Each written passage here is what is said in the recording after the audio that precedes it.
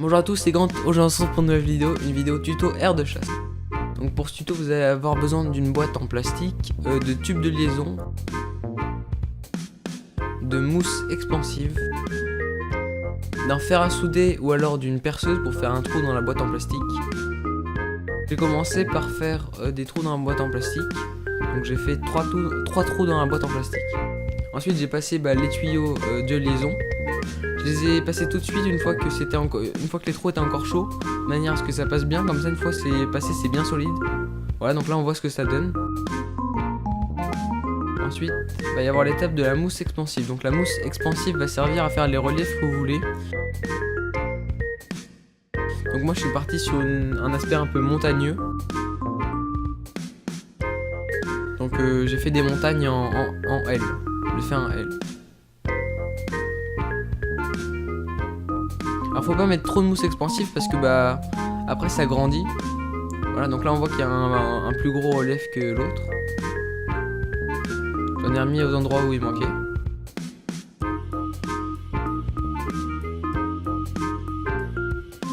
Donc ensuite j'ai fait un petit timelapse pour que vous voyez la mousse qui grandit. Laissez reposer la mousse expansive une nuit avant de couler le plâtre. Ensuite je vais vous montrer le matériel qu'il va falloir pour couler la dalle de plâtre et de ciment.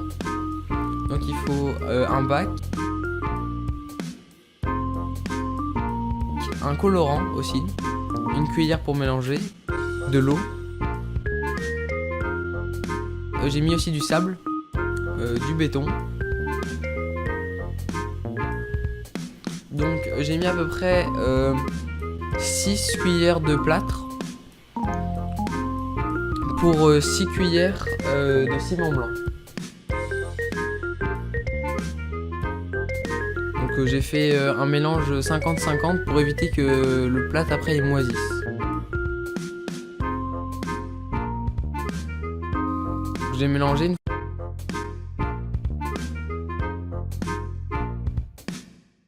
J'en ai rajouté un petit peu là parce qu'il est trop liquide. Donc si vous voyez que votre mélange est trop liquide, vous pouvez rajouter un petit peu de plâtre ou de ciment, comme vous voulez. Ensuite j'ai mis le colorant, donc j'en ai mis pas mal du colorant pour avoir un aspect un peu couleur désert.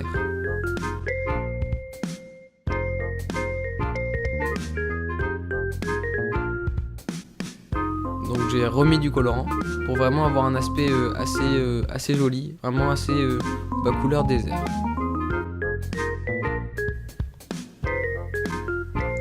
Une fois que votre plâtre a la bonne consistance, vous pouvez le mouler. Donc là on voit qu'il est assez liquide, du coup je suis obligé d'en remettre un petit peu avec mes mains, c'est un petit peu dégueu.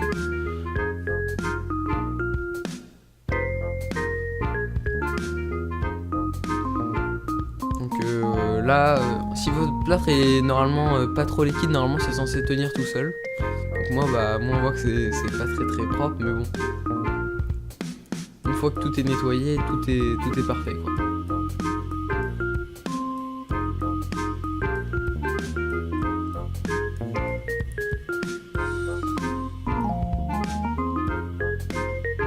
Et j'ai utilisé 1,5 litre d'eau aussi pour le mélange.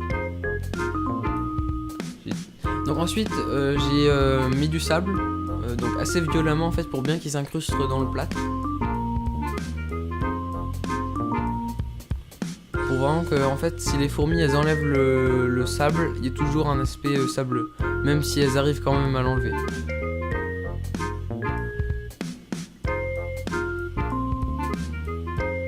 Donc là on voit ce que ça donne la première fois, avant que ce soit totalement fini.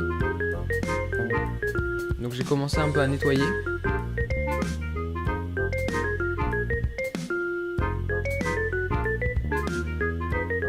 Donc essayez de nettoyer le plus rapidement possible avant que ce soit totalement sec. Sinon après ça va rester et vous pourrez plus l'enlever. J'ai mis des crayons pour recouler pour qu'on voit pas du tout l'entrée des tubes de liaison. Donc là on voit que le coloris est un petit peu trop jaune, j'ai pas réussi à avoir la même couleur exactement. Aussi j'ai mis un petit peu trop de plâtre, du coup c'est un petit peu moins joli. J'ai aussi, comme on voit, j'ai enlevé le sable à l'endroit où j'ai recoulé le plâtre pour bien qu'il tienne. Donc là on voit que j'en remets aussi avec les mains. Donc là je remets du sable. J'ai appliqué la même technique que tout à l'heure. Voilà, ça c'est le troisième tuyau de liaison. Et je remets du sable dessus. Donc là ça donne un aspect encore une fois assez dégueu. Parce que le sable aussi, là le plâtre était pas encore sec. Et ça c'est une fois que c'est fini. Donc on voit que c'est plutôt sympa. Donc là on voit vraiment les entrées. Donc entrée ou sortie. Et on voit la dernière entrée ou la dernière sortie que j'ai bouchée avec du sable et du coton. Et sur ce je vous dis au revoir et on se retrouve pour une prochaine vidéo. N'hésitez pas à vous abonner.